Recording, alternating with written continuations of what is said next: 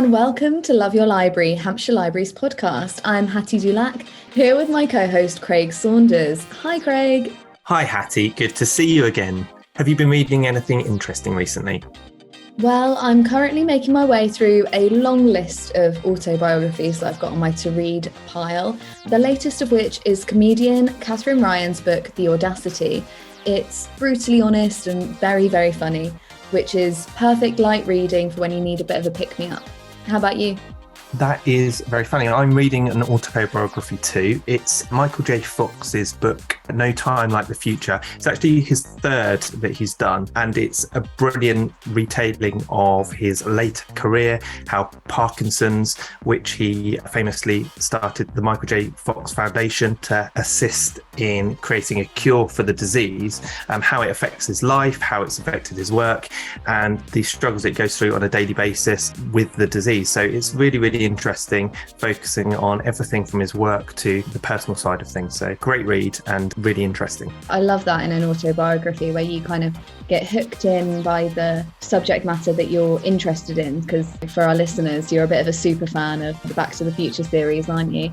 I am. But then it actually gives you that personal story from someone's life, and you get to learn about the person behind the acting career or whatever. The book is excruciatingly funny at points, even though he's talking about something that's really personal and really quite a sad thing for him to go through. But he looks at things and writes with such a brilliance and a humorous take on it that it's really funny, while also being really sad and brutal as well.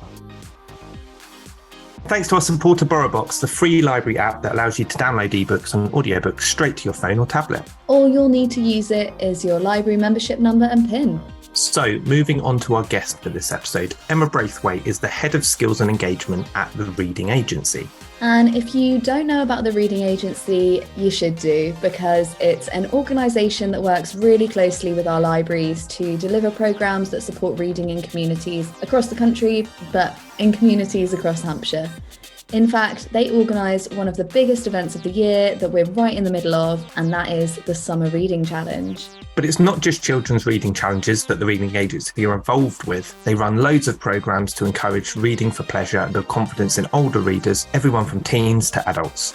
So we spoke to Emma about her role and all the projects that she's been a part of, as well as the significance of libraries in her personal life. She was a delight to chat with and gave us a real insight into the excellent work the Reading Agency does to support reading in communities across the country and also within Hampshire. You can find links to all the programmes and resources that we mentioned during the interview in our episode show notes, as well as info about signing up to this year's Summer Reading Challenge, as you've still got time to join. And without further ado, here's us talking to Emma from the Reading Agency.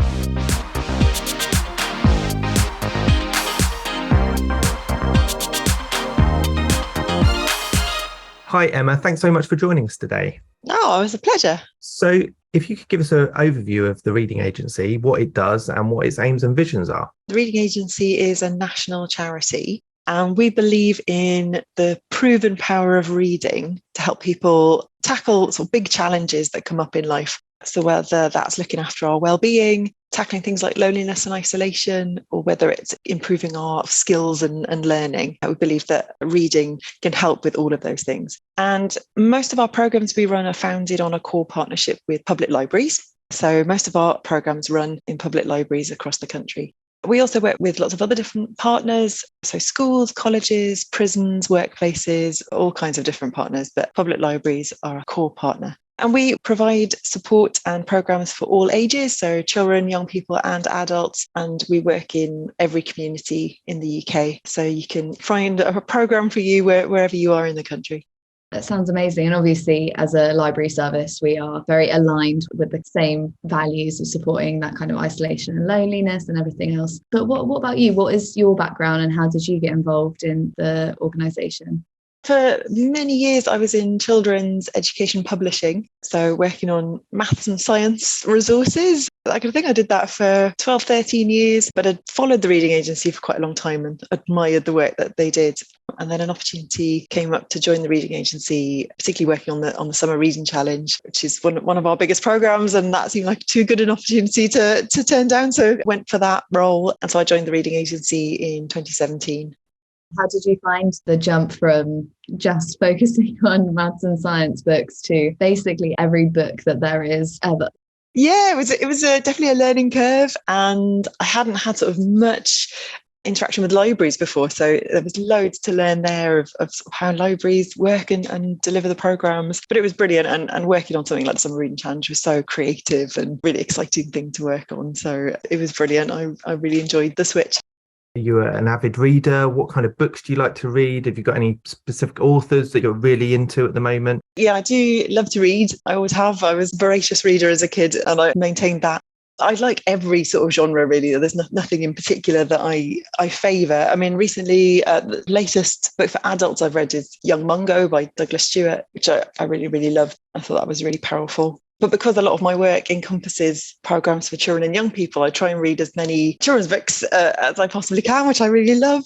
So I've read some really, really lovely ones recently. I just finished While the Storm Rages by Phil Earle, which I'd really recommend. That was brilliant. And I also just read The Crossing by Manjeet Mann, which is for slightly older children. But I really enjoy reading books for kids and kind of YA stuff. So I spend a lot of my time reading that sort of things as well. I think for the listeners, but also for me, how does that kind of shape and inform the work that you do then? Are you there reading this stuff to get a better understanding of what you can deliver for something like the Summer Reading Challenge, or is it something else? A mixture, really. I think it's really interesting to see what children are reading, what they're interested in, the sorts of topics. We do, particularly with Summer Reading Challenge, we do a lot of research with children and young people, usually via our library partners, when we're exploring new themes, when we're looking for new illustrators for the Reading Challenge. So it's really nice to see what's out there, kind of all the new books coming out. And they're just really nice. They're just really fun to read most of the time. But yeah, it's nice to sort of keep abreast of what's kind of new and current and all the kind of new authors out there. I'd be really interested to know, actually, if you look through all the years and years of children's writing, what kind of themes end up emerging year on year, because I imagine it changes all the time. Yeah, absolutely. It's something we've sort of seen recently. The last few challenges. We've looked at science and we've looked at environment, and yeah, definitely seen sort of an increase in children really wanting to learn about the world around them, how they can take action, make a difference to their community, and yeah, I've definitely sort of seen a bit of an increase in that kind of thing. So, and we try and reflect that in some of our programme. I think anyone that works with young children or has young children in their family, my goddaughter, for example, can tell me way more information about how to be sustainable, and even things like environmentally friendly, like fair trade food, all of these real issues that are becoming more prominent in terms of the world around us, and certainly sustainability in that area. Young people are way more informed than I ever was as a child. And as a result, I'm often being taught by my godchildren about all of that kind of stuff. As you said, we're concentrated on the Summer Reading Challenge, which is happening in our libraries at the moment, the Gadgeteers theming. Can you just tell us a little bit more about that in terms of how did you come up with a theme? And it's introduced us to a whole host of characters who are the Gadgeteers. So just tell us a little bit more about that process and why you settled on the theme of Gadgeteers, because I found it really interesting when we got the sneak preview of exactly what it was going to be this year. Tie in with science, the characters that were created. Just talk to us a little bit more about that. So we often work on our themes 2 to 3 years in advance, and we look at what children are sort of interested in. It was really interesting coming off the back of the Nature and Environment Challenge last year that we did, Wild World Heroes. We saw how popular that was and how engaged children were with the world around them and how they could be activists, sort of improve their environment. And so we thought, actually, there's something there that I think is really resonating with children. So we thought, actually, this sort of idea of science and innovation is a really interesting one. And we were lucky enough to be able to collaborate with the Science Museum Group, who worked with us really closely to develop the theme and the characters and the little storyline that kind of goes along with it. And they were great partners to work with. And I think science and reading are both really creative things. They might not always be considered to be, but they are both really creative acts. It requires a lot of creativity, curiosity, and I think often things that children already have loads of. So we thought they were a really good combination. And yeah, as I say, we work with our library partners for quite an extended period of time to gather feedback from library staff, but also from children and families on what science and innovation might mean to them and how they would like to sort of see that develop, what kind of characters they might see, because we sometimes have groups of child characters, sometimes we have, animals, sometimes we have, aliens, we have all kinds of different things. So what sort of characters might they like to see? And then we get children and families to help us choose an illustrator. And this year we had the brilliant Julian Beresford, who created those lovely characters. And they're quite sort of manga style, I think, which is obviously hugely popular with young people at the moment. Everyone loves manga and graphic novels. So we're sort of feeding into that a little bit as well. And I think generally, the Science Museum Group in particular, we're keen to show that science isn't just about geniuses in lab coats. It can be for everybody, and that science is all around us, in kind of music and fashion and food. Science is everywhere. So that's how we came up with that. I have to say, it's a really engaging theme. It's exactly the kind of thing that, I think we can have a lot of fun with. We can be really creative within our libraries, running events that are doing crazy experiments or playing with music, playing with food. They're all really great things to get involved with and super exciting for little ones. And it's always one of our key considerations, actually, is, thinking about libraries and how will they activate a particular theme? Is it going to be really easy for them to think of crafts and activities and events and local partners they can work with, if that's science centres or local parks or, whatever it might be? That's always something we think about quite carefully. And we have a steering group for the Summer Reading Challenge, which is filled with library professionals as well as other sort of experts. So we take their advice on a lot of things as well. So yeah, it's always key for us is how will libraries bring it to life in the summer? I mean, they always do an amazing job. It's been lovely to see what they've been up to this year so far. I remember with Space Chase, which was 2019, I think, we went on a mad dash to Hampshire Wardrobe and rented an astronaut suit for people to climb into. In terms of the reading agency, then, let's look at the Summer Reading Challenge. What are the main successes and challenges that you count?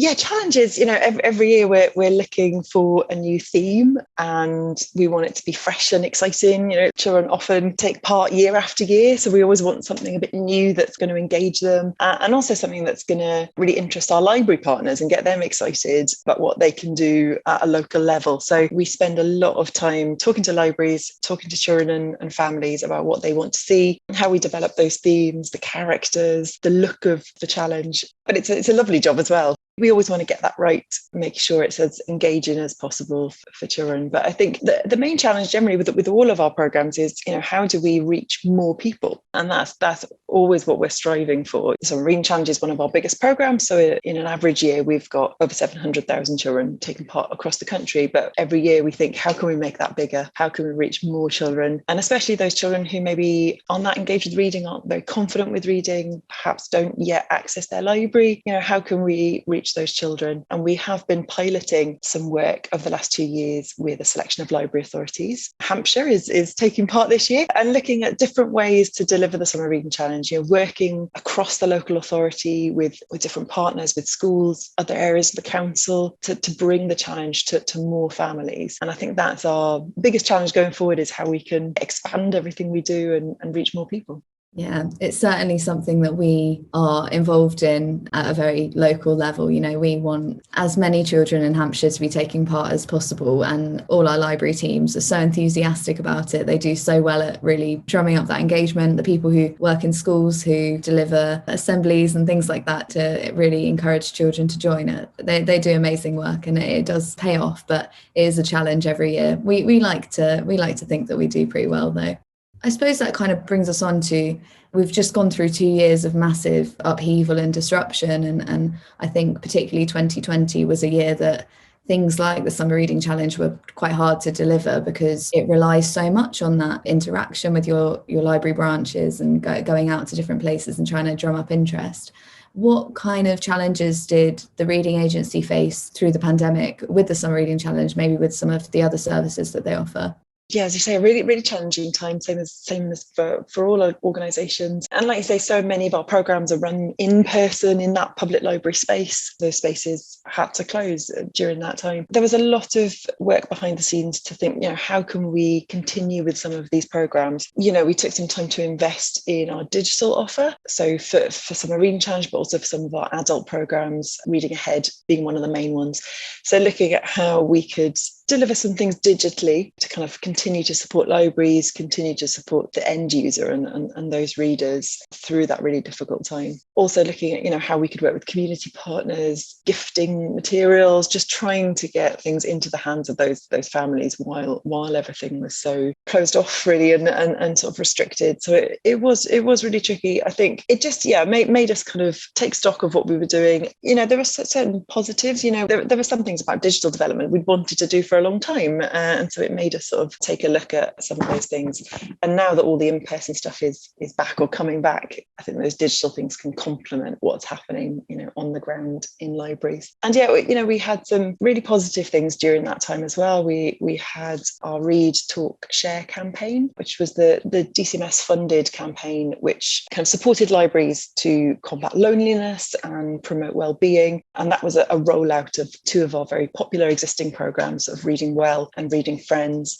So that was a big kind of awareness campaign, lots of book gifting, resource gifting to sort of hundreds of library services across the country. So there were some positive things as well. But it was really challenging. And I think in 2021, it was so lovely to start seeing those in-person things start to come back, so some of those summer reading challenge activities. And then this year, even more exciting, you could see it flourishing again. Well, I think we're noticing that there are some users that we actually gained during, members of the library service that weren't accessing their library pre-pandemic, but actually really rediscovered their love of reading. And I think it can be such a powerful tool to get you through a difficult time. And I think a lot of those people are still engaged with the service now. So that's a really nice thing to see. And libraries were just so incredible during that period of flexing and sort of adapting themselves to support their local communities. They were just amazing. Yeah, definitely. I mean, moving on, in terms of the significance and importance of libraries within our local communities, obviously just come out of a pandemic, which proved a unique challenge, I think, to a lot of businesses, a lot of organisations. And then kind of looking ahead, in terms of the cost of living crisis and some challenges that we're going to have coming up. Talk to us a little bit about the importance of libraries within that local community and any things that you're working on in terms of moving forward and the challenges that we're going to have coming up. I think libraries are incredibly important, and it's why they're our main delivery partner. We think they are absolutely the focus of a community. They're these amazing safe spaces that anyone can access, no matter what their background. Everything's free. They can access information, internet, free events. There's so much creative stuff going on. So it's hugely important. And you mentioned the kind of increasing cost of living. Having those free programs you can access. I mean, Summer Reading Challenge, as an example, the summer holidays can be wildly expensive for families anyway, but particularly so now. And having something fun and free you can go along to every week at the library is a really important thing. It just means that every child can access that. So it doesn't matter what your family income is or what your background is. Anyone can access those fun events and fun resources, and I think that's hugely important to us. Yeah, it's such a nice way of putting it and such a nice way of looking at it, really, that I think the fact that there is probably something for everyone at the library, it also means the library is for everyone, no matter who you are, where you're from. So it's a really nice kind of community space, and you're right, a great leveler in a way, I think, to keep everyone kind of part of their community in the same space. It's nice. So in terms of supporting the reading agency and your vision, your aims, your objectives, can you tell our listeners a little bit more about how they can support that and ways that they can engage on an individual level, perhaps with the organisation? Taking part in our programs, that's the best way they can support the reading agency. And we've got so much going on. We've obviously talked a lot about the Summer Reading Challenge, but we have loads of programs for adults. We've got Reading Well, which I'm sure lots of library users will be familiar with. Reading Well, we have these amazing curated book lists for adults and children and young people that can support them with their health and well-being. We've got quick reads, which are amazing short books by well-known authors that you can get at your library, which is a great way if you either are not that confident with your reading, or if you're just short on time and just want a really great little short story, you can pick up a quick read. We have World Book Night in April. So that's always a brilliant thing to get involved with. And if you go to our website, we've got loads of resources for book groups. So there's something for everyone. We've got things for absolute book lovers who absolutely love reading, through to people who are not that confident with their reading yet and maybe want to get a bit better at that and improve their confidence. So we've got something for everyone. Sounds amazing. We'll pop a link to a load of those resources in our show notes so that our listeners can go and take a look and explore for themselves. What kind of upcoming campaigns and events are going to be happening post the Summer Reading Challenge? I think that one of the next big things for us will be National Reading Groups Day. So that's on the 14th of September. So that's a good one to kind of mark in the diary. Obviously, a big celebration of book clubs and reading groups. And the Reading Agency always produces lots of lovely book lists and resources and competitions and things for that. So do have a look at our website and follow us on social media, because we'll be releasing information about that as we get towards September. And then the other big thing for us, we've got a new Reading Well list coming out on World Mental Health Day on the 10th of October.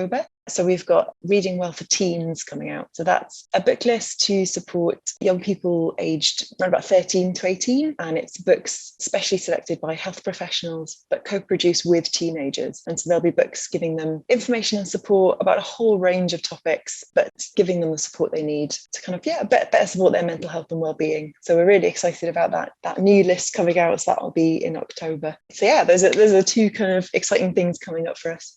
We generally have the Winter Reading Challenge, which is over kind of December, January period. Can you give us a little preview of that? Any sneak peeks? It's top secret at the moment. It's top secret at the moment, I'm afraid. But yes, we'll be having the winter mini challenge again. That usually starts on the 1st of December. And we've sort of extended it in the last couple of years because people were sort of enjoying it so much. We extended it into February towards the half-term holiday. But yeah, it's a great way to sort of re-engage those children who have enjoyed the challenge over the summer and kind of get them engaged again. But we'll be letting libraries go for more information soon. Well, you can't blame me for asking and trying to get... Exactly. It's always good to ask, isn't it? Please do follow us we're on all the various social media channels and have a look at our website to keep up to date with our work. And just get visiting your library, really, and taking part in our programme.